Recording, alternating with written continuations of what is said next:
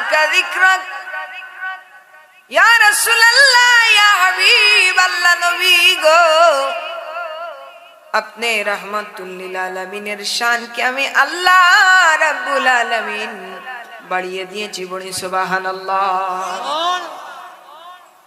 নবীর শান কতটুকু, নবীর আজমত কতটুকু, এই কুরআন আল্লাহর কিতাব, তাওরাত আল্লাহর কিতাব, জাবুর আল্লাহর কিতাব।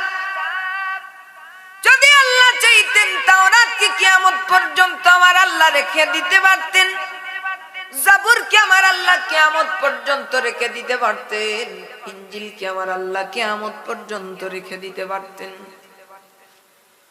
যদি আল্লাহ চাইতেন 100 সহিফা আল্লাহ নাযিল করলেন, 100 সহিফা কি আমার আল্লাহ কিয়ামত পর্যন্ত রেখে দিতে পারতেন। কিন্তু কুরআনুল কারীমকে আল্লাহ রাব্বুল আলামিন কেন নিজে হেফাজত করনে वाला হলেন, কেন কুরআনের হেফাজত করনে वाला স্বয়ং আল্লাহ রাব্বুল আলামিন হলেন? কারণ এই কুরআনুল কারীম আমার নবী রাহমাতুল লিল আলামিনের উপরে নাজিল হওয়ার কারণে এই কুরআনুল কারীমকে আমার আল্লাহ দামি বানিয়ে নিয়েছে বলি সুবহানাল্লাহ।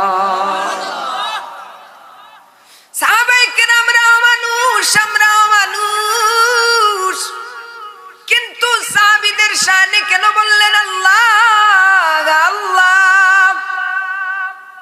সাবধান সাবধান, সাহাবীদের সমালোচনা তোমরা করিও না। নবীজি কেন বললেন যে আমার একজন সাহাবী আকাশের তারার মতন? কারণ সাহাবীরা তো আমার মতো মানুষ ছিলেন। সাহাবীরা কেন এত দামি হয়ে গেলেন? যে আমার নবীজিকে স্বচক্ষে দেখার কারণে, আমার রাহমাতুল লিল আলামিনকে মহব্বত করার কারণে ওই সাহাবীদের দাম কেউ আমার আল্লাহ রাব্বুল আলামিন বাড়িয়ে দিয়েছে। সুতরাং কি বোঝা যায়? নবীর সংস্পর্শে যত জিনিস থাকবে তত জিনিস দামি হয়ে যাবে। সেই নবীর উম্মত কত দামি। ওয়া কাযালিকা জাআলনাকুম উম্মাতাও ওয়াসাতাল লিতাকুনু শুহাদা আলান নাস।